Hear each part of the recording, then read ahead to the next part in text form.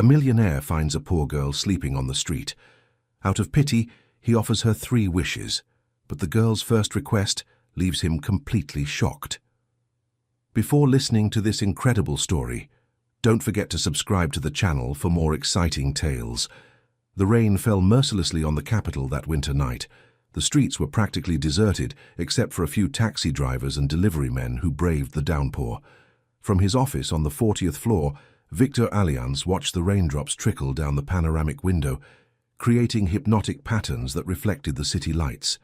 His austere face, marked by premature wrinkles at 42 years old, showed no apparent emotion.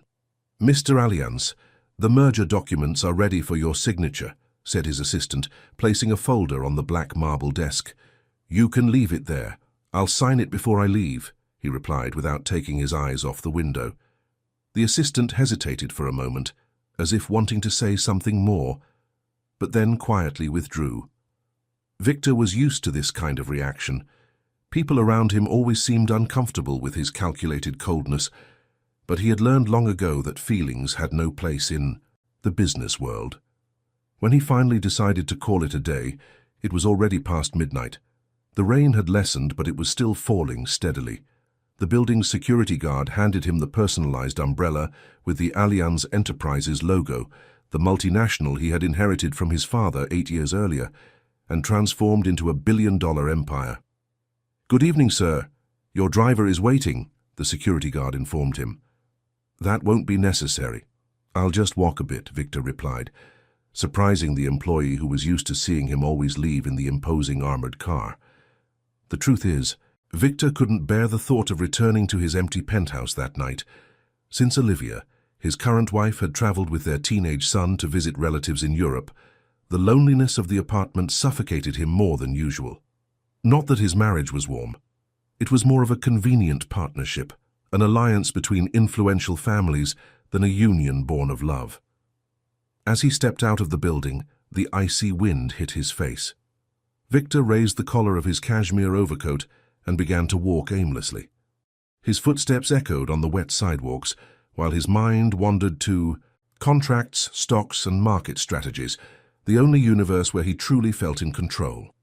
It was then that a subtle movement on a corner caught his attention. Near the entrance to a closed shopping arcade, a small pile of cardboard boxes shifted slightly. Victor would have continued on his way if he hadn't seen a pair of childlike eyes watching him curiously through the soaked boxes. Something unusual happened at that moment. A feeling forgotten for years overwhelmed him. Perhaps compassion, perhaps simple curiosity. He stopped and, after a few seconds of hesitation, cautiously approached. "Hello," he called, immediately feeling silly for talking to a pile of cardboard boxes. His eyes remained fixed on him, now with a mixture of fear and hope. Slowly, a small girl emerged from the makeshift shelter. She couldn't have been more than 7 or 8 years old. Her dark hair was tangled, and her clothes, a coat too thin for the temperature and faded jeans, were soaked. Despite her precarious condition, there was a surprising dignity in the way she stood and faced the imposing businessman. "Do you work in that big building?" the girl asked, pointing to the Allianz Enterprises skyscraper. The question caught Victor off guard. It wasn't what he expected to hear. "Yes, work. What are you doing here alone in this rain? Where are your parents?" The girl looked away, suddenly interested in her own soaked and torn shoes. "My mother is in heaven now," she replied, with a simplicity that hit Victor like a punch in the gut. "It's been a few months. Since then, I've been sleeping in different places." Victor felt something break inside him. An emotion he hadn't experienced in so long, he almost didn't recognize it. It was as if a dusty window had opened inside him, letting in a current of fresh, painful air. "Are you hungry?" he asked, surprising himself with the question. The girl nodded shyly. "What's your name?" "Helena," she replied, and for the first time, a small smile appeared on her rain-soaked face. In a fit of impulse that he would later be unable to explain, Victor did something completely out of character. "Helena, I'm going to make you an unusual offer. I can grant you 3 wishes. What do you want most in the world right now?" He expected her to ask for food, shelter for the night, maybe even money. He was prepared to buy her a snack, pay for a hotel, give her some bills that would temporarily resolve the child's situation while he contacted the appropriate authorities. Helena paused thoughtfully for a few moments, as if she were seriously considering the offer. Then she looked directly into Victor's eyes with an intensity that was disconcerting for someone so young. "My first wish is that you learn to smile again," she said with conviction. Victor was paralyzed. Of all the possible answers, that was the one he least expected. How could that child, in just a few seconds of interaction, have seen something that even the people closest to him couldn't see? The lack of joy, the absence of genuine smiles, the emptiness he had carried for so long that he no longer even noticed it. "How do you know I don't know how to smile?" he asked, genuinely intrigued. Helena shrugged as if the answer were obvious. Her eyes looked sad, like my mother's before she became very ill. She too had forgotten how to smile. The rain began to intensify again. Victor looked at the soaked child and made an impulsive decision that would change his life forever. "Come with me, Helena. Let's get out of this rain and find something for you to eat. Then we'll think about what to do." He extended his umbrella over the girl and offered his hand. Helena hesitated for a moment, but then something in her childlike face changed, as if an important decision had been made. She confidently took Victor's hand. "Will you grant my wish?" she asked as they walked. "I don't know if I can," Victor replied honestly. "It's been a long time since I've truly smiled." "All right," Helena said with wisdom beyond her years. "We have time. I still have 2 more wishes, remember?" Victor didn't know it yet, but that small hand that held his with such confidence would guide him on a journey of rediscovery he had never imagined possible. As he led Helena to his car, which remained parked in the building's basement, a strange feeling washed over him, as if in some inexplicable way this encounter was not a matter of chance, but a long-delayed reunion. The doorman of the luxurious building where Victor lived couldn't hide his surprise when he saw the usually solitary businessman arriving accompanied by a ragged child. But a firm look from Victor was enough to silence any comment and quickly open the door for the two. Inside the mirrored elevator that went straight up to the penthouse, Helena gazed in wonder at her own infinitely multiplied reflection and the contrast between her soaked clothes and Victor's impeccable suit. "Do you live alone in such a large building?" she asked. "Not the whole building," Victor explained patiently. "Just the top floor, and I'm not usually alone, but my wife is traveling with her son." Helena nodded, processing the information. "So you have a family," she observed. Victor hesitated before answering. "I have a family arrangement," he corrected, more to himself than to the girl. "It's different." The elevator arrived at its destination with a soft, clinking sound. The doors opened directly into a private hall decorated with contemporary artwork and indirect lighting. Helena took a few cautious steps, as if afraid of soiling the Italian marble floor with her wet shoes. "Come in," Victor encouraged, surprised by the gentleness in his own voice.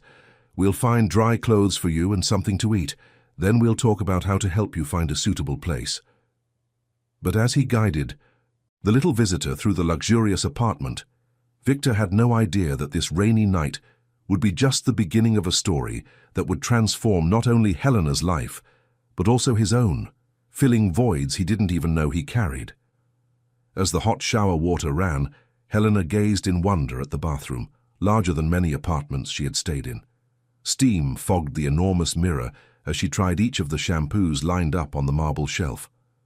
Victor had left a set of clothes belonging to his stepson Theo on the counter, and although they were too big for the girl, they were dry and clean.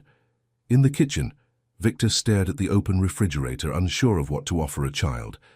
As the CEO of a multinational corporation, he was used to making decisions that affected thousands of lives, but now he found himself paralyzed by something as simple as preparing a snack for a 7-year-old girl. "Can I help you with anything, sir?" asked the housekeeper Anna, whom Victor had summoned from his apartment downstairs, despite the late hour.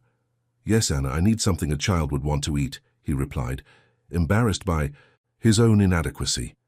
Anna, who had worked for the family for over a decade, showed no surprise at the unusual situation.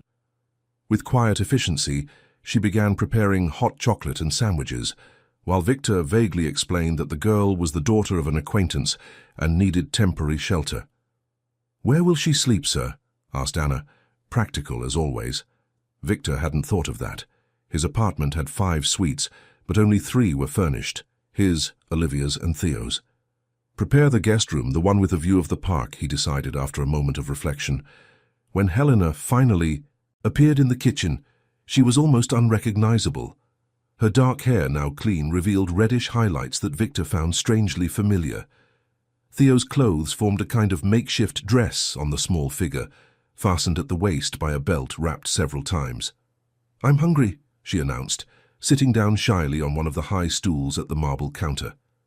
Anna served the hot chocolate and sandwiches, watching with maternal interest the voracious appetite of the girl. Victor remained silent, studying Helena's face as if searching for something he couldn't define. "How long have you been on the street, Helena?" he finally asked. The girl chewed slowly before answering, as if carefully measuring her words. "Since my mother last went to the hospital. That was when the purple flowers were on the trees." "Purple ipe trees. September, then," Anna translated, exchanging a meaningful look with Victor. "Almost 3 months," he murmured. "And during all this time, no one took care of you? You have no relatives, no responsible adult?" Helena shook her head negatively. "I had an uncle, my mother's brother. He came when she was in the hospital, but I didn't see him again after that. I think he didn't like her very much, or me." Something about the way she said it made Victor frown. "And your father?" she asked with forced casualness. Helena remained silent for a few moments, swirling the mug of hot chocolate between her hands. "My mother said he was a very important and busy man," she finally replied. "She kept a picture of him in a locket, but I lost it when I had to run out of the last place we were sleeping." "Why did you choose to sleep in front of my building?" Victor asked, trying to keep his voice neutral. Helena's face lit up with a small smile. "I didn't choose your building, I chose you." The answer completely baffled Victor.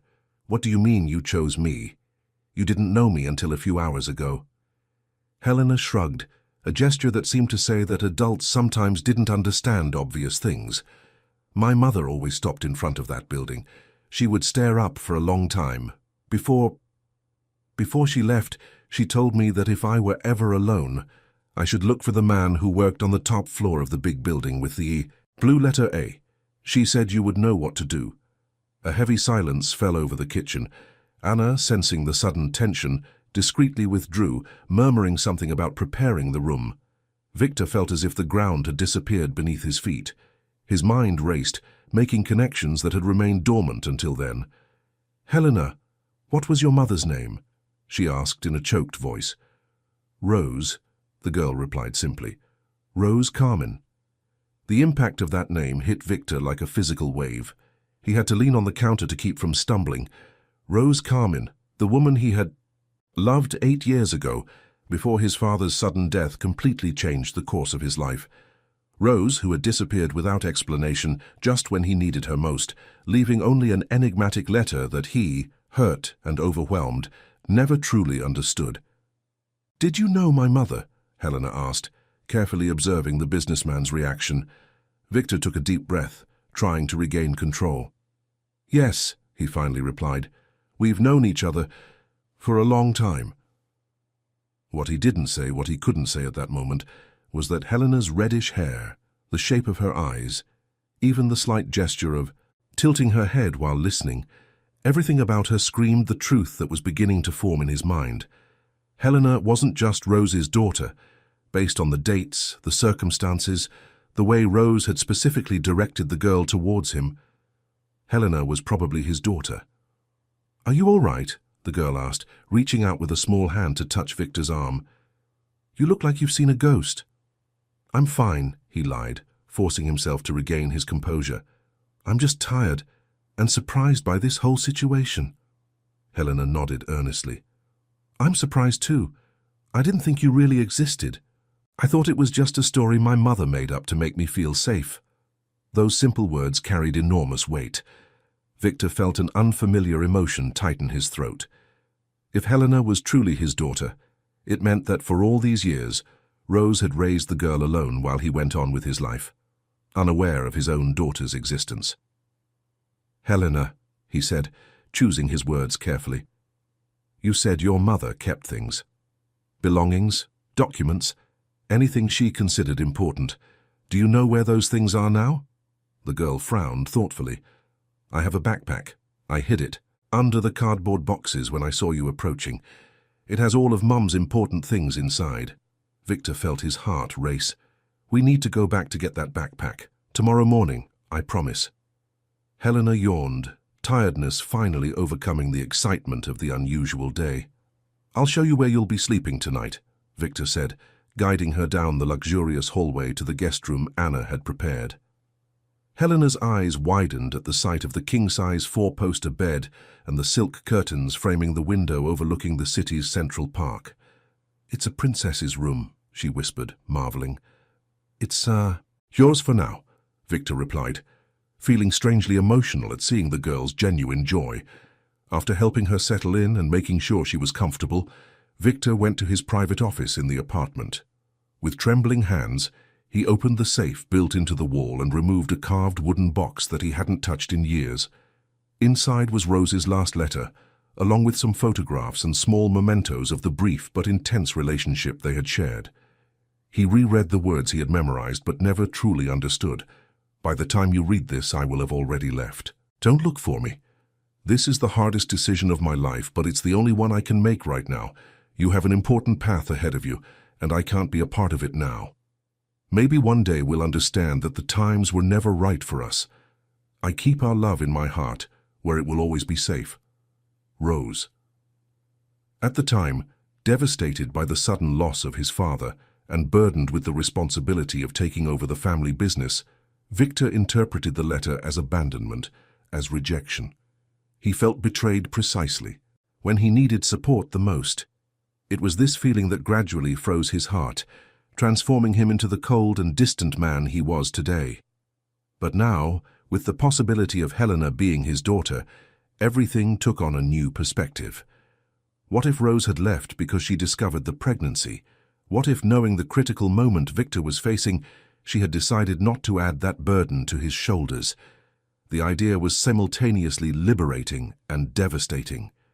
Victor spent the night awake, searching through memories, recalculating dates, trying to piece together the puzzle that was his life. When the sun began to rise, tinging the capital sky with shades of pink and orange, he had made a decision. He would discover the truth, no matter the cost. And if Helena was truly his daughter, he would do everything to make up for the lost years.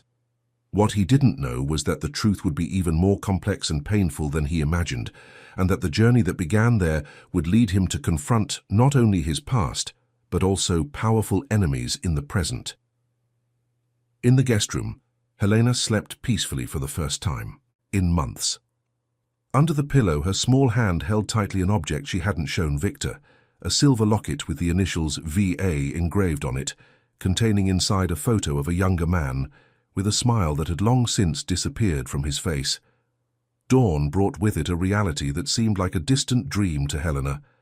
Opening her eyes in the immense bed with soft sheets, she needed a few moments to remember where she was and how she had gotten there.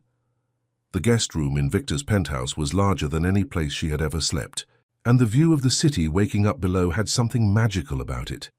Wearing the same oversized clothes she'd borrowed the night before, Helena walked barefoot through the silent apartment, feeling the cold marble beneath her feet.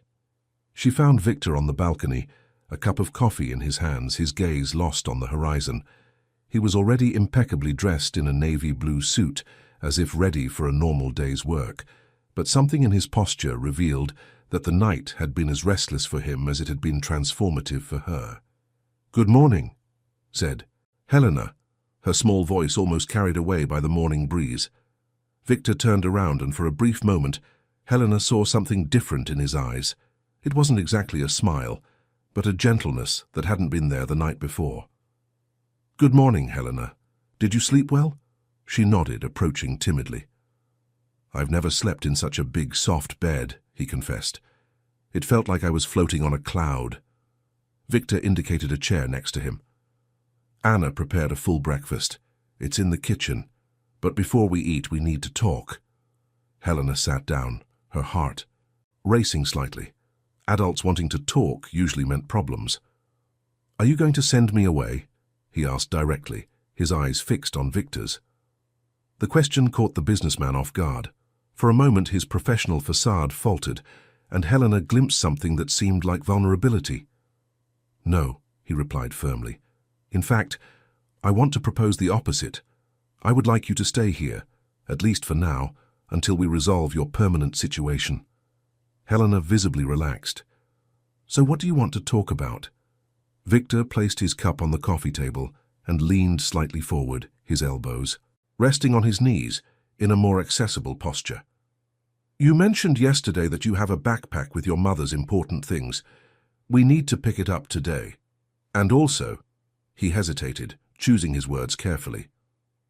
Helena, I need to better understand your story, your relationship with your mother, and who your father is. The girl studied Victor's face for a few seconds, with that same disconcerting intensity as the night before. You think you're my father, don't you? She asked with a simplicity that completely disarmed the businessman. Victor paled. All his careful preparation, all the questions he had formulated during the sleepless night, the gradual approach he had planned, it all crumbled before the perspicacity of that 7-year-old child. Why do you say that? She managed to ask, her voice hoarse. Helena shrugged, a gesture that Victor was already beginning to recognize as characteristic of her. Based on how you reacted when I mentioned my mother's name. And also, she hesitated, suddenly appearing insecure, as if she feared she had said too much. And what else, Helena? Victor insisted gently. The girl sighed, then reached into the pocket of her oversized trousers and pulled out the medallion she had hidden the night before. She held it out to Victor, who took it with trembling hands. Mum said this belonged to my father. She gave it to me before she left. She said that one day I would understand. Victor carefully opened the locket. Inside, exactly as Helena had mentioned, was a photograph of himself from 8 years ago. He was smiling, a genuine smile he no longer recognized in himself. Next to the photo, engraved in silver, were his initials, V.A. A wave of conflicting emotions washed over him, relief at finding such clear confirmation, anger at all the lost years, guilt for not having looked for Rose after her disappearance, and something else, something he hadn't felt in so long he almost didn't recognize it. Hope. Why didn't you show this last night? He asked, his voice betraying the restrained emotion. Helena lowered her eyes. I wasn't sure if you'd want to be my father, he replied honestly. Many adults don't like children, especially children who are a handful. I wanted to see first if you were a good person. The bluntness of the response hit Victor like a punch. It was true that he had never shown any particular affection for children. His marriage to Olivia, who already had Theo from a previous relationship, had been more of a strategic alliance than a union based on love. And although he treated Theo properly, he had never truly developed a paternal bond with the teenager. And what is your verdict? He asked, trying to keep his tone light, although his heart was racing. Helena smiled, a small but sincere smile that lit up her face. I think you can learn to be a good father, just like you'll learn to smile again. Before Victor could answer, the intercom rang. It was the building's security guard, informing him that Pietro Lehmann, head of security for Allianz Enterprises, had arrived as requested. Victor invited Helena for breakfast while waiting for Pietro to arrive. The girl enthusiastically devoured the pancakes, fruit and juice prepared by Anna, while Victor watched her, marveling at how easily she seemed to adapt to new environments. There was a resilience in that child that he couldn't help but admire. Pietro arrived minutes later, his face expressing discreet surprise at seeing the girl at the breakfast table of the always lonely boss. Victor led him to the office for a private conversation, but not before promising Helena that they would return to the place where he had found her to retrieve her backpack. I need a thorough and discreet investigation, Victor explained, after briefly recounting the situation to Pietro. I want to know everything about the last 8 years of Rose Carmen's life. Specifically, to confirm if Helena is really my daughter, to understand why Rose never contacted me, and to discover the exact circumstances of her—" Victor couldn't pronounce the word. "Death," Pietro finished respectfully. "I understand, sir. I'll begin immediately. I also suggest a medical evaluation for the girl. Considering the time she spent on the streets, it's prudent to check her state of health." Victor agreed, grateful for Pietro's efficiency and discretion, who had worked for the Allianz family since his father's time. "There's one more thing," he added before the head of security left. "I want a team monitoring the company building and this building. If Helena was sleeping near our office following specific instructions from her mother, it's possible that other people know about the connection and might be interested in her." Pietro nodded gravely. "Security measures have been enhanced." "Understood." "Sir?" After the head of security left, Victor and Helena went down to the place where they had met the previous night. The backpack was exactly where the girl had said, hidden under the soaked cardboard boxes. It was a simple backpack, made of faded pink nylon, surprisingly heavy for its size. Back at the apartment, Victor suggested they examine the contents together. Helena agreed, but insisted she would be the one to remove each item. There was a specific order in her mind, a kind of ritual that Victor respected. Sitting next to her on the sofa in the spacious living room, the first item was a small photo album with a red faux leather cover. It contained mainly photos of Helena at different ages, newborn, 1-year-old, 3, 5, always alongside Rose, whose radiant smile contrasted with the increasing paleness noticeable in the more recent photos. "Mom was very beautiful," Helena commented, reverently running her fingers over her mother's face. Victor nodded, unable to speak. Rose had truly been beautiful, with her red hair and bright eyes. In the last photos, however, she was almost unrecognizable, too thin, her gaze tired, although her smile for her daughter had never completely disappeared. The second item was a shoebox filled with children's drawings, Helena's artistic evolution over the years. Many depicted her and her mother. Some included an unidentified male figure, always in formal attire, always smiling. Victor felt a pang in his chest, realizing that Rose had maintained the idea of a father present in his daughter's life, even from a distance. Next came documents. Helena's birth certificate, where the father field was blank. School reports showing excellent grades up to the previous year. A meticulously updated vaccination record. Rose had been a dedicated and caring mother, even in the difficult circumstances Victor was beginning to foresee. At the bottom of the backpack, wrapped in a silk handkerchief, was a sealed envelope inscribed, "For Victor, when the time comes." Helena handed it to him with a solemnity that seemed beyond her years. "Mom said this was for you, but only when we met. I think now is the time." Victor took the envelope reverently. He was about to open it when the phone rang. It was Pietro, and from the tone of his voice the matter was urgent. "Mr. Allianz, we need to talk in person. I've come across some worrying information.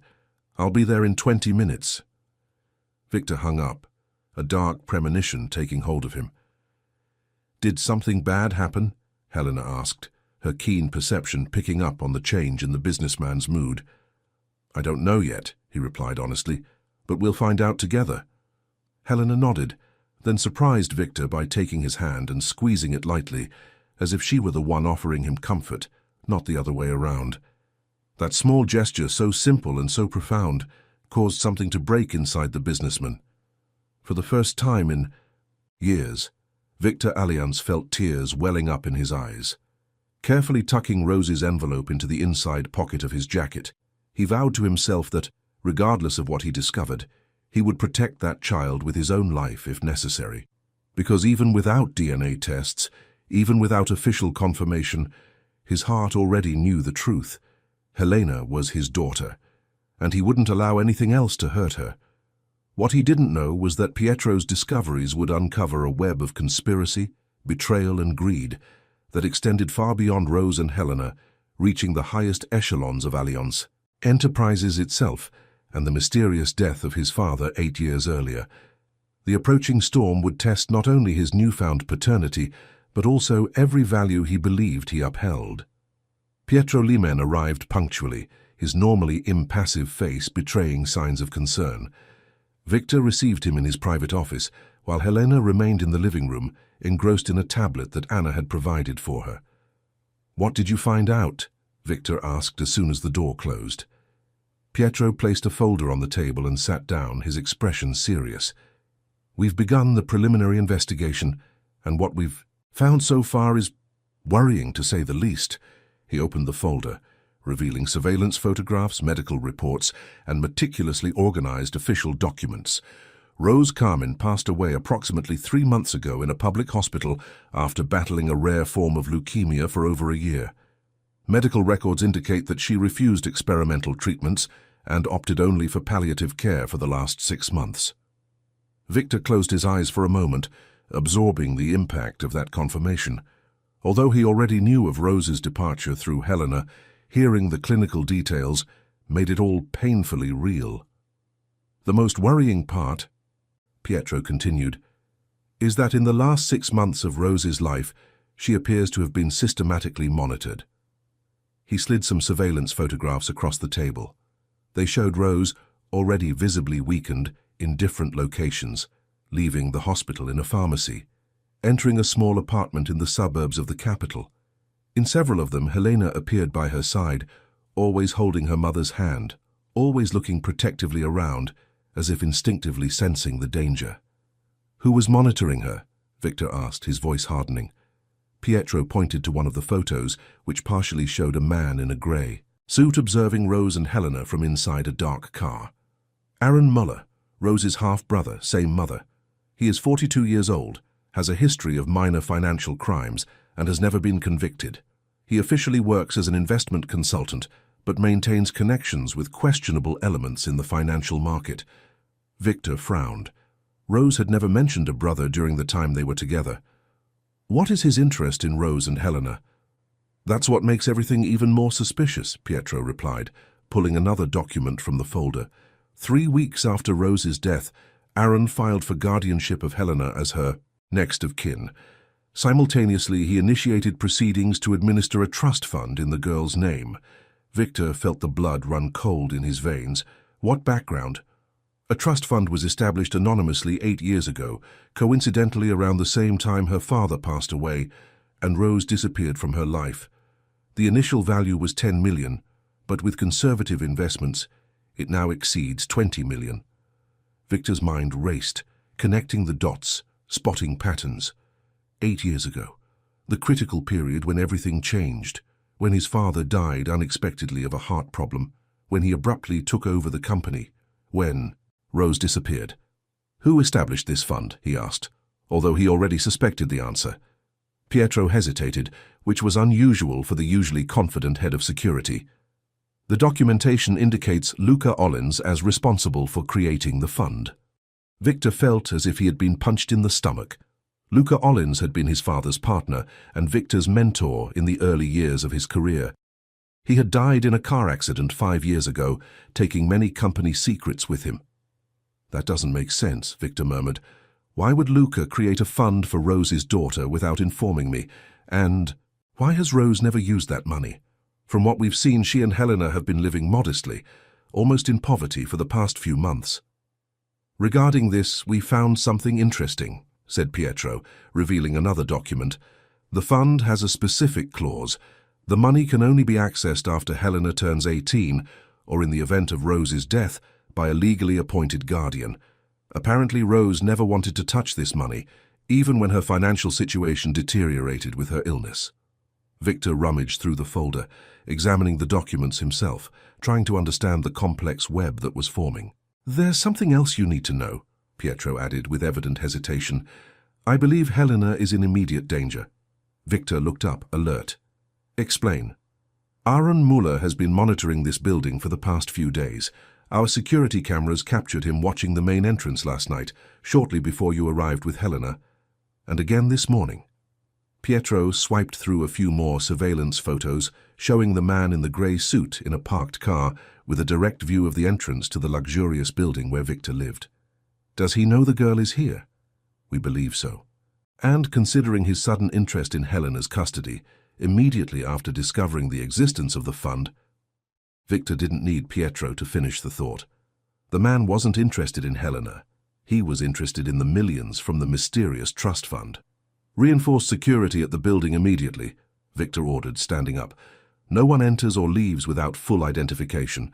And prepare the necessary documents so I can request temporary custody of Helena while we confirm paternity." "It's already being taken care of," Pietro assured. "Our legal team is preparing the documentation, and a trusted doctor will come today to collect material for the DNA test." Victor nodded, grateful for Pietro's efficiency. Then he remembered the envelope Helena had given him. He took it out of his inside jacket pocket and placed it on the table. "Before making any decision, I need to read this. It's a letter from Rose to me." Pietro understood the signal to leave and stood up. "I'll be in the room with the girl. No one will enter here without your permission." When the door closed, Victor stared at the envelope for several long seconds before finally opening it. Inside he found several pages written, in Rose's elegant handwriting, which he knew so well. His heart racing, he began to read, "My dear Victor, if you are reading this letter, it means I am no longer here, and that our daughter, Helena, has finally found her way to you. There is so much to explain, so much to ask forgiveness for." Victor felt his vision blur with unshed tears as he absorbed Rose's words. She explained how she discovered her pregnancy the very week Victor's father passed away abruptly. How, knowing the critical moment he was facing in taking over the company, she decided not to add the weight of an unexpected fatherhood to his already burdened shoulders. But there was more, much more.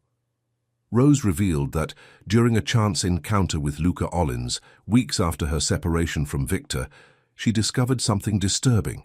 Luca, drunk and visibly disturbed by some deep guilt, hinted that Victor's father's death might not have been natural.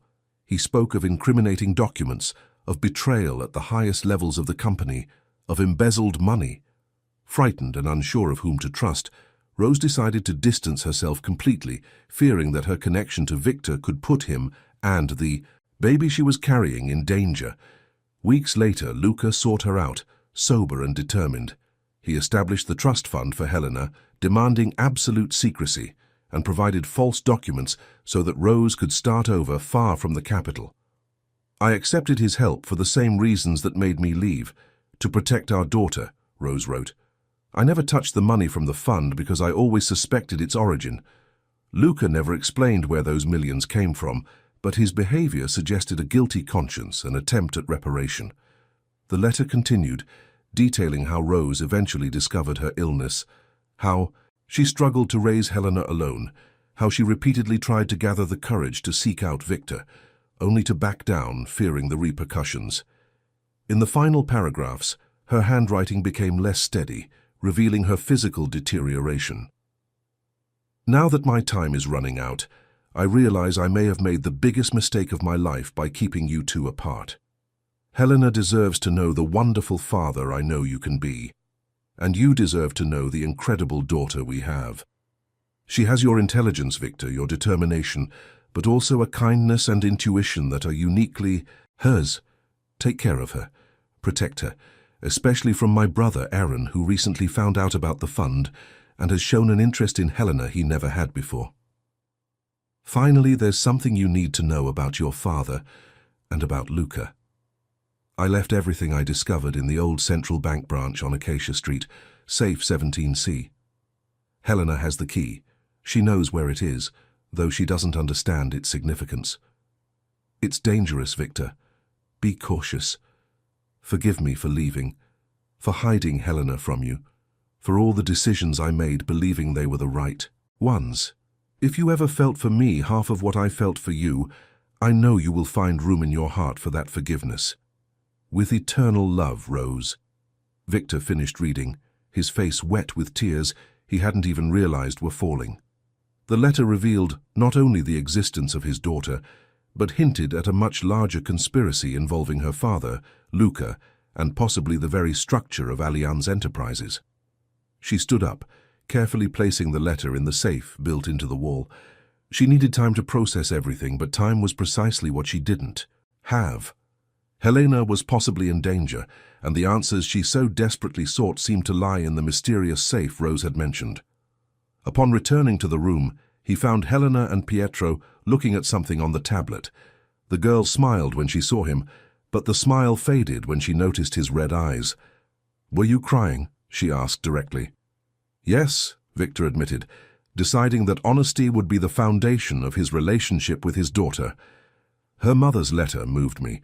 She was an extraordinary woman." Helena nodded gravely. "She was the best mother in the world." He agreed. "And she always said you were the best man she'd ever known, even when she was sad looking at your building." Victor sat down next to the girl, taking her small hands in his. "Helena, we need to talk about some important things. About your Uncle Aaron, about a safe deposit box your mother mentioned, and about the next steps to ensure your safety." The girl frowned. "Uncle Aaron is not a good person," she declared with surprising conviction. "Mom never trusted him. He only showed up when he needed money, and he got very angry when he found out she couldn't help him. Do you know about a safe? Did your mother mention anything about a bank on Acacia Street?" Helena's eyes lit up with recognition. "The treasure place.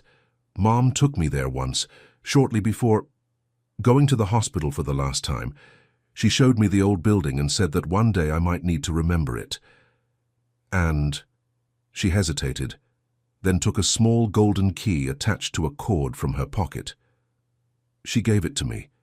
She said it was the key to the future, and that when I found you, I should give it to you." Victor observed the small key with reverence. It was an old bank safe key, the kind that was no longer manufactured. Engraved on it was the number 17C. "Helena, you are a very brave and very special girl," he said, feeling a wave of emotion and pride he had never experienced before. "And I promise that from now on, I will do everything in my power to be the father you deserve." The girl smiled, a smile that lit up the whole room and, for the first time in 8 years, made Victor's lips curve in response. It wasn't yet the full smile Helena had wished for as her first request, but it was a start, the beginning of a journey that would lead them not only to unravel the secrets of the past, but to build together a future neither of them had imagined possible until the previous rainy night. What Victor didn't know was that, while he and Helena were strengthening their bond, powerful forces were already mobilizing against them. In a luxurious office in the capital's financial center, Aaron Muller was arguing with a man whose face remained in the shadows. A man whose identity, when finally revealed, would shake the foundations of the Alliance Empire and force Victor to confront not only external enemies, but also demons long buried in his own heart. The old bank branch on Rua das Acacias was a relic from another era. The neoclassical building, with its imposing columns and bronze details already oxidized by time, contrasted sharply with the glass and steel skyscrapers that dominated that part of the capital. Inactive for over a decade as a branch, the structure now served only as a storage center for old documents and safes that had not yet been transferred to more modern facilities. Victor parked his unassuming car, not the Bentley he usually drove, but a regular sedan that Pietro had provided for security reasons, a few meters from the entrance. Helena gazed at the building with a mixture of reverence and apprehension. "It's exactly as I remember it," she whispered. "Mom said it was like a palace where people kept their secrets." Victor smiled at the poetic description. "Your mother always had a special way with words." Before they got out of the car, he checked one last time the instructions Pietro had sent.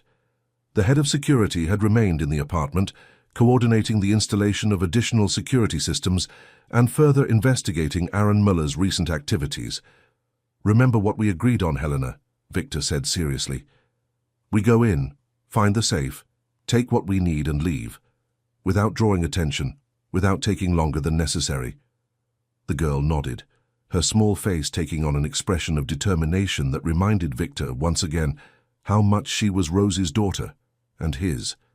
The bank's interior was silent and dimly lit, with only a few elderly employees attending to the rare customers, who still needed access to old documents or safe deposit boxes.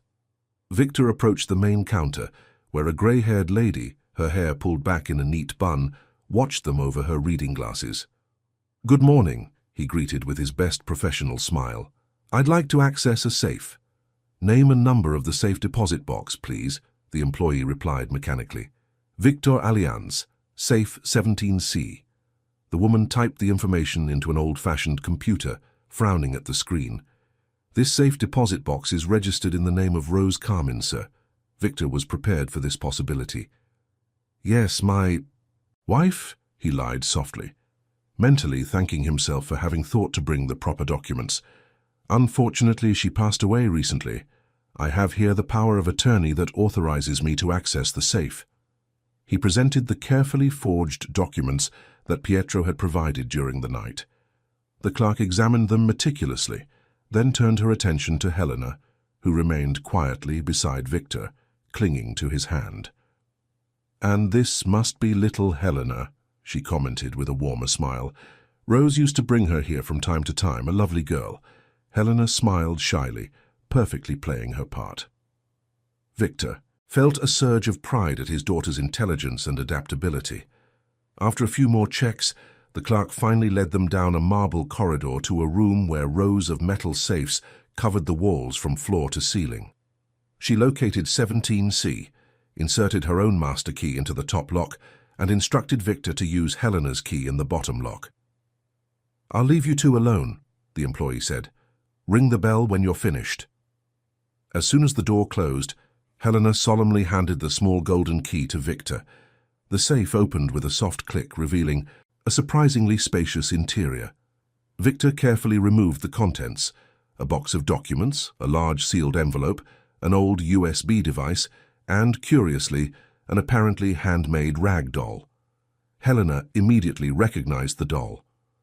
"Mom made this for me when I was a baby," she exclaimed, hugging it tightly. "I thought it got lost in the last move." Victor smiled, touched by the girl's genuine joy. Then he focused on the documents, quickly flipping through them to understand their contents before putting them away in the folder he had brought. "What are these papers?" Helena asked curiously. "Clues," Victor replied distractedly, his mind already processing the fragmented information he was able to gather. "Clues about your mother's past, about my father, and about why some people might be interested in you now."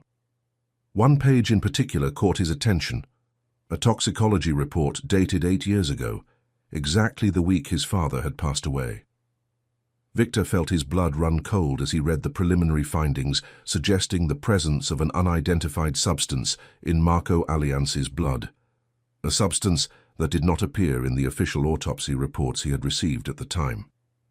Carefully putting all the items away, Victor helped Helena close the safe and called the clerk.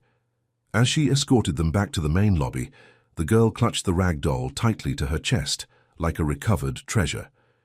As they were leaving, Victor noticed something that made him instinctively put his hand on Helena's shoulder, guiding her closer. A dark car parked across the street, with a man in sunglasses at the wheel, watching the bank entrance.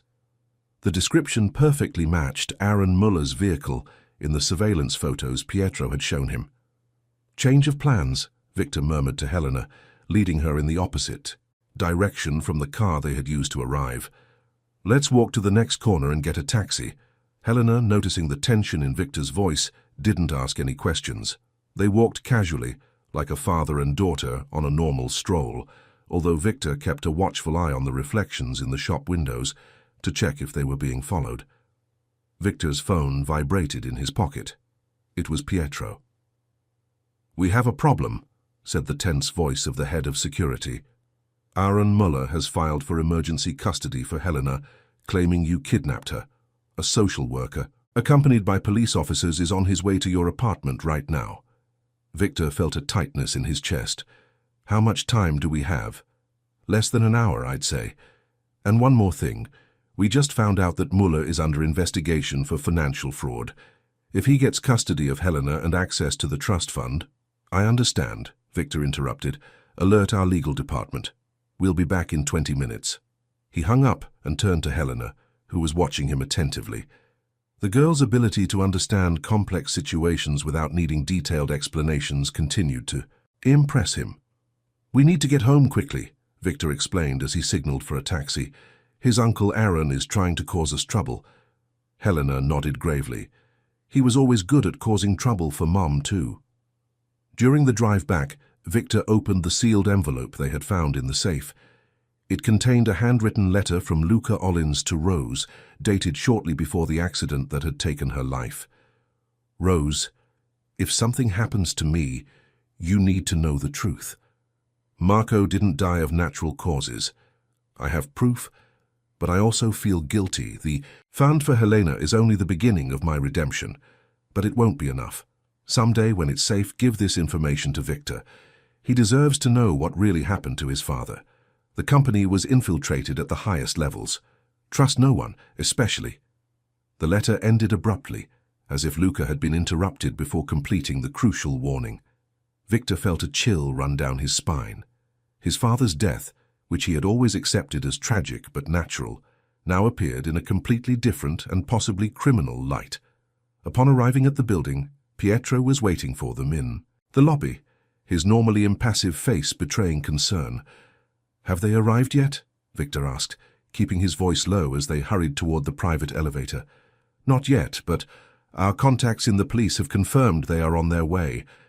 The good news is that our legal team is already preparing a rebuttal to Muller's request, based on their investigation for fraud and the evidence that you are Helena's biological father." In the apartment, an elegant middle-aged woman awaited them, Dr. Agnes Lehmann, Pietro's cousin and a renowned forensic geneticist. "We can do the DNA test immediately," she explained, indicating the portable equipment she had brought. "I'll have preliminary results in a few hours, enough to contest Muller's request for emergency custody." Helena watched everything attentively, clutching her recovered rag doll. Victor knelt down to be at her level. "Helena, some people are going to come here today asking questions about you, about me, about how we met. They might even suggest that you should go with your Uncle Aaron instead of staying with me." The girl's eyes widened in alarm. "I don't want to go with him. I want to stay with you."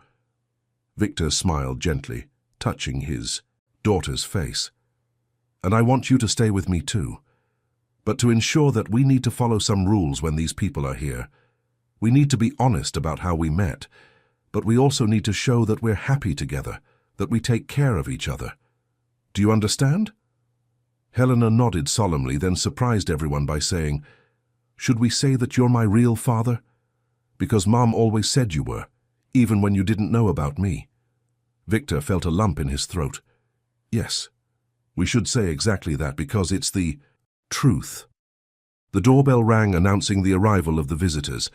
Pietro checked the security monitor and confirmed a social worker, 2 police officers, and surprisingly, Aaron Muller was with them. "Remember," Victor whispered to Helena, "be yourself. That's all we need." The scene that followed was tense and uncomfortable. The social worker, a stern-looking woman named Viola Salin, asked pointed questions about Victor's sudden interest in a street child, hinting at questionable motives. Aaron Muller stood a few steps behind, watching with a satisfied smile that Victor had been tempted to punch with a well-placed punch. Helena, however, was the star of the show. With surprising eloquence for her age, she explained how her mother had always spoken of Victor as her true father, how she had advised her to look for him if she ever found herself alone, and how, even in just 2 days, she already felt she had found a home. "When Mom got sick," Helena said clearly, "she showed me pictures of my father and told me that one day we would meet. She never talked about my Uncle Aaron, except when he showed up wanting money and making Mom cry." Aaron visibly paled as the social worker frantically took notes.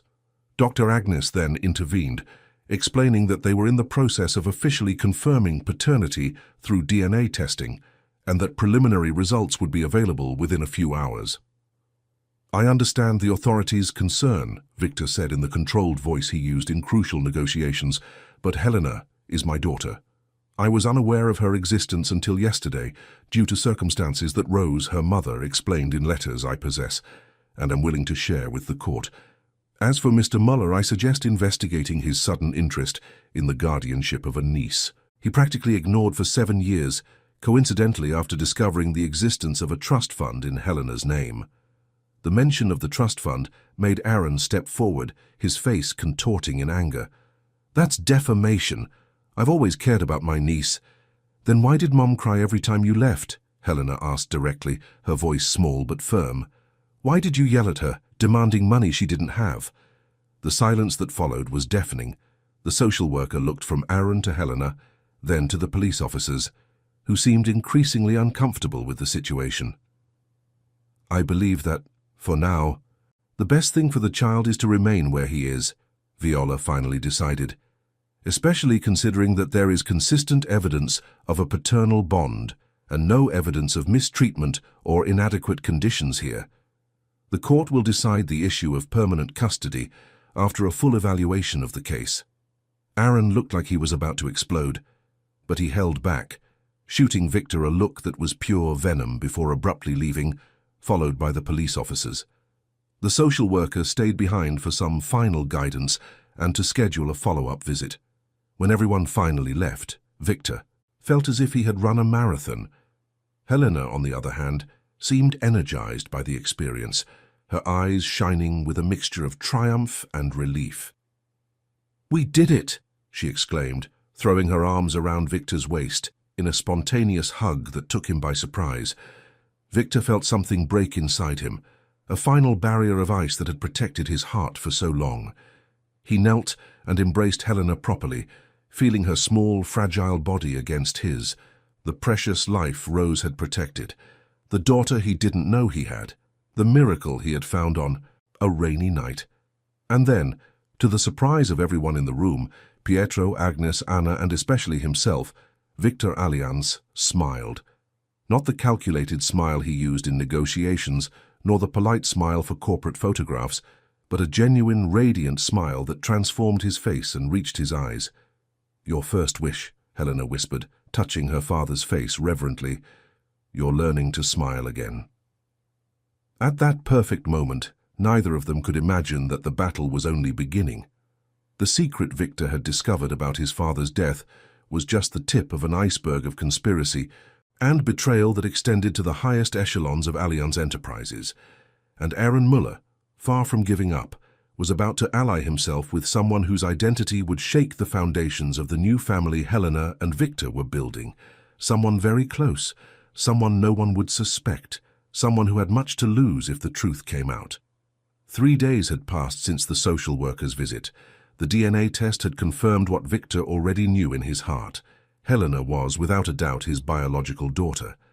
With this result and the support of Allianz Enterprises' powerful legal department, Victor had obtained temporary custody while the formal paternity suit proceeded through its legal course. The news inevitably leaked to the press. "Billionaire discovers secret daughter living on the streets," was the sensational headline now plastered across tabloids and gossip websites. The company's public relations department worked frantically to control the damage, while Pietro reinforced security around Victor and Helena. On the rooftop, however, a new dynamic was beginning to take hold. Helena explored her new home with boundless curiosity, asking questions about everything, from the artwork on the walls to how the home automation system worked. Victor, in turn, was surprised to discover a patience he didn't know he possessed, explaining every detail with a genuine pleasure he hadn't experienced in a long time. That morning, they were in the kitchen preparing an elaborate breakfast together. Or rather, Helena was helping while Victor and Anna did the real work. The girl, wearing an apron that was too small for the businessman but too big for her, was vigorously mixing the pancake batter. "Is this okay, Daddy?" she asked. The term Daddy, used for the first time the previous night, still caused an overwhelming emotion in Victor. It was as if each time Helena called him that, a small part of the ice that had surrounded his heart for so many years melted a little more. "Perfect," he replied, noticing the joy on his daughter's face. "You'll be a better chef than Anna in no time." The housekeeper laughed, shaking her head as she prepared the red berry sauce that would accompany the pancakes. The light, almost familiar atmosphere was interrupted by the sound of the private elevator arriving at the penthouse floor. Victor tensed instantly. He hadn't expected visitors so soon. The door opened, revealing Olivia, his wife, accompanied by his stepson Theo. Both seemed exhausted from the trip, but while Olivia's face showed bewilderment at the domestic scene in the kitchen, Theo's eyes displayed a barely disguised hostility. "Victor," Olivia called, her voice wavering between confusion and irritation. "What's going on here? Who is this child?" An uncomfortable silence fell over the kitchen. Helena instinctively moved closer to Victor, as if seeking protection. He gently placed his hand on his daughter's shoulder. "Olivia, Theo, welcome back," Victor said with a calmness he didn't truly feel. "This is Helena, my daughter." The next few hours were tense, with Olivia alternating between disbelief, anger, and calculated coldness as Victor explained the situation. How Helena was the result of his relationship with Rose before he met Olivia, how he had just discovered her existence, and how the DNA confirmation was already complete. Theo, a 14-year-old with the volatile temperament typical of his age, observed the whole situation with a mixture of fascination and resentment. Helena, for her part, remained extraordinarily calm, responding politely when questioned directly, but staying close to Victor whenever possible. "So, you just decided to bring her to live with us without consulting me?" Olivia finally asked when they were alone in Victor's office. Helena had been left with Anna to finish breakfast, while Theo had retreated to his room with headphones on and a stormy expression. "The situation demanded immediate action," Victor replied. "Helena was living on the streets after her mother's death, and there are additional complications. Rose's brother is trying to gain custody of her for financial reasons." Olivia ran her hand through her perfectly styled hair, a rare gesture of loss of control. "Victor, I understand the urgency of the situation, but you have to understand how this affects me, how it affects Theo. We come back from a 3-week trip to discover that suddenly we are a family, with a child we've never seen before." Victor felt a pang of guilt. Olivia was right. The way everything had happened hadn't been ideal. Their marriage, though more of a partnership than a union based on love, had always been founded on mutual respect and consideration. He should have at least called, prepared the ground.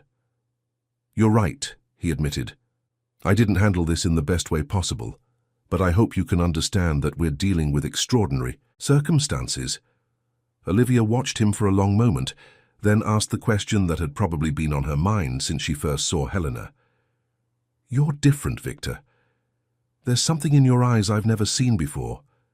This girl, does she really mean so much to you in such a short time?" Victor did not hesitate. "Yes. I don't know how to explain it, Olivia. It's like a part of me that I didn't know was missing suddenly appeared. She's my daughter." A heavy silence fell between them. Finally, Olivia nodded slowly. "I'll need time to process all of this. And Theo, well, you know Theo. He already has enough to deal with at his age without adding an unexpected half-sister to the mix." Victor agreed, grateful for Olivia's relatively controlled reaction. Their marriage might not be based on burning passion, but there was a mutual respect and understanding that he valued. "Thank you," he said sincerely, "for trying to understand, for not making this more difficult than it already is." Olivia gave a small, sad smile. "I always knew what I was getting into when I married you, Victor. Our terms were always clear. I just didn't expect this." That afternoon, while Olivia rested from her trip and Theo remained holed up in his room, Victor decided to show Helena the second gift he had prepared for her, her own room, completely decorated and furnished in record time by the interior designers Pietro had hired, following the few clues they had about the girl's tastes. When she opened the door to what had once been a rarely used secondary office, Helena's face lit up with astonishment and joy. The room was a dream in shades of aquamarine and gold, with a 4-poster bed, bookshelves full of books carefully selected for her age, a study area with the best educational computer on the market, and even a small telescope positioned near the window overlooking the night sky. "Is it for me?" she asked, her voice almost a whisper of disbelief. "All yours," Victor confirmed. "We can change anything you don't like." Helena walked slowly around the room, touching each item reverently, as if she feared that everything might disappear at any moment. When she reached a small reading chair in the corner, she found something that made her gasp. A framed portrait of Rose smiling radiantly with baby Helena in her arms. How did you manage this?" she asked, tears glistening in her eyes. Victor knelt beside her. "It was among the things in the safe," he explained gently. "I thought you'd like to have it close by, always." Helena hugged the portrait to her chest, then on impulse threw an arm around Victor's neck, embracing him as well. "Thank you, Dad," she whispered against his shoulder. Victor felt his own eyes welling up with tears. How was it possible that in just a few days this little person had so completely transformed his life, his heart, his very being? The moment was interrupted by the sound of the door opening. Theo stood there observing the scene with an expression impossible to decipher. "Theo," said Victor, rising to his feet, "come and meet Helena properly." The teenager reluctantly entered the room, looking around with a studied disdain that couldn't completely hide his curiosity. "Hello," Helena said politely, wiping away her tears. "Is your room this beautiful too?" The innocent question seemed to temporarily disarm Theo, who shrugged in response. "It's nice, I think," she murmured. Then, looking at the portrait Helena was still holding, she asked, "Is that your mother?" Helena nodded, holding out the photo so he could see it better. "She was very beautiful," Theo commented, his voice softening slightly. "I'm sorry that she, you know." "Thank you," Helena replied simply. Then, with her characteristic frankness, "It's difficult, isn't it, when things change suddenly and you have no choice?" Theo looked at her in surprise, as if he hadn't expected that level of understanding from such a young child. "Yes, it's difficult," he finally agreed. Victor watched the interaction with a mixture of hope and apprehension.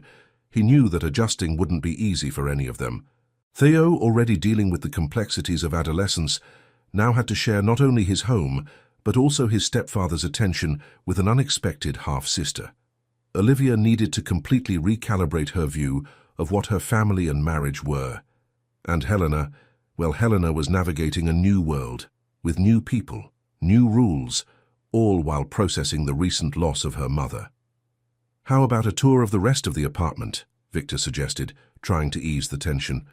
"Theo can show you his favorite spots. He knows all the secret corners." To his surprise, Theo did not protest. On the contrary, he seemed slightly enthusiastic about the opportunity to demonstrate his superior knowledge. "There's a secret passage that leads from the coat closet to the main walk-in closet," he told Helena, whose expression immediately lit up with interest. "A real secret passage? Like in mystery books?" "Well, it's not exactly a secret," Theo explained with the condescension typical of teenagers explaining things to younger children, "but almost nobody knows about it."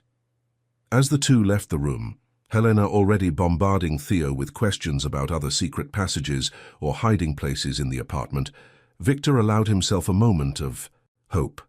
Perhaps, just perhaps, they could build something resembling a functional family out of this extraordinary situation. His phone vibrated with a message from Pietro. "We need to talk. Critical information about the documents in the safe. Come to the office immediately." Reality returned with full force. For a few precious moments, Victor had allowed himself to focus solely on Helena, on his new family in formation. But the secrets Rose had left in safe 17C, secrets about the possible criminal death of her father, about Luca's betrayal, about the corruption in her own company, could not be ignored. Leaving Helena in Theo and Anna's care, Victor headed to the Allianz Enterprises headquarters. The imposing mirrored skyscraper in the capital's financial center was a monument to the empire his father had built, and which he had expanded exponentially over the past 8 years. Now, looking at that gleaming structure reflecting the sky, Victor felt as if he were observing a stranger. What else didn't he know about the company he ran, about the people he trusted, about his own past?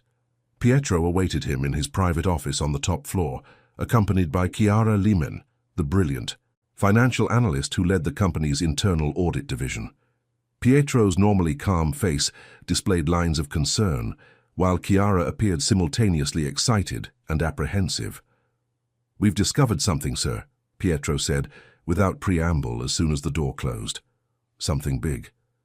Chiara opened her laptop, revealing a screen full of complex spreadsheets and charts.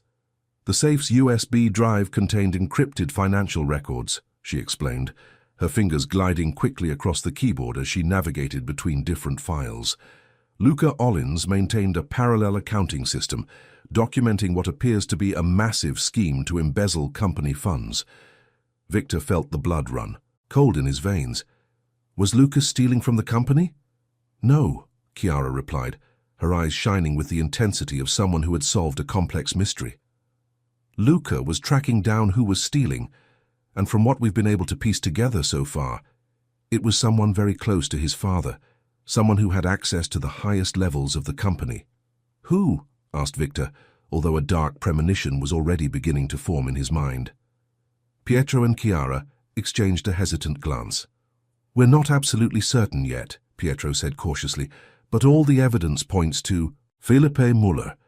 Victor felt as if the ground had disappeared beneath his feet.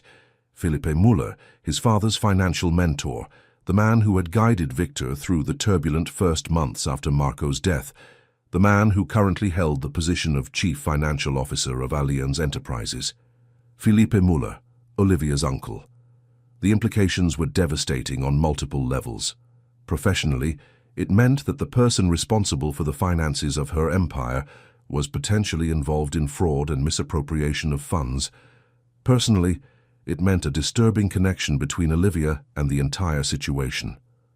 Wait, said Victor, a new piece of the puzzle falling into place in his mind. Felipe Muller, Aaron Muller, they are distant cousins from what we've discovered, Pietro confirmed. A weak connection, but it definitely exists. And there's more. We found evidence of communication between them in recent months, coinciding exactly with the period when Aaron began monitoring Rose and Helena. The room seemed to revolve around Victor. All this time, while he was building his empire, while he was marrying Olivia, while he was living his perfectly ordered and controlled life, a conspiracy was unfolding right under his nose. A conspiracy that had potentially begun with his father's death and now threatened his newly discovered daughter. We need concrete proof, he said finally, his voice cold with determination. And we need a plan. If Felipe is really involved, he's dangerous and resourceful. And if he realizes we're investigating, we have already implemented maximum security protocols, Pietro assured. This investigation is being conducted by a minimal team of people I fully trust, and security around you and Helena has been discreetly reinforced. Victor nodded, grateful once again for Pietro's competence. How long until we have enough evidence? A few days, maybe a week, Chiara replied. Luca's records are detailed but fragmented. We're piecing the puzzle together piece by piece.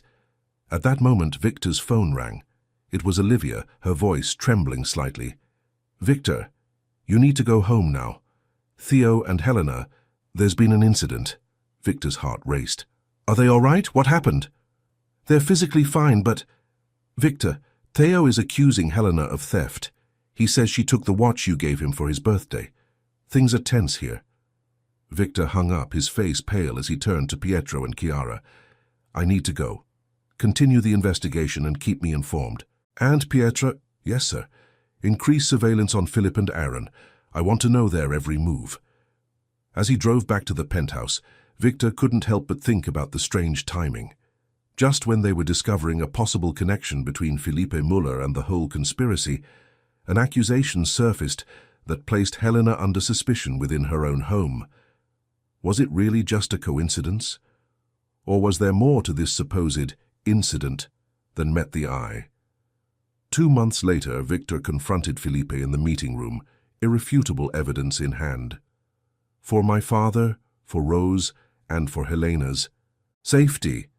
The arrest of the man who had killed his father brought a dark chapter to a close.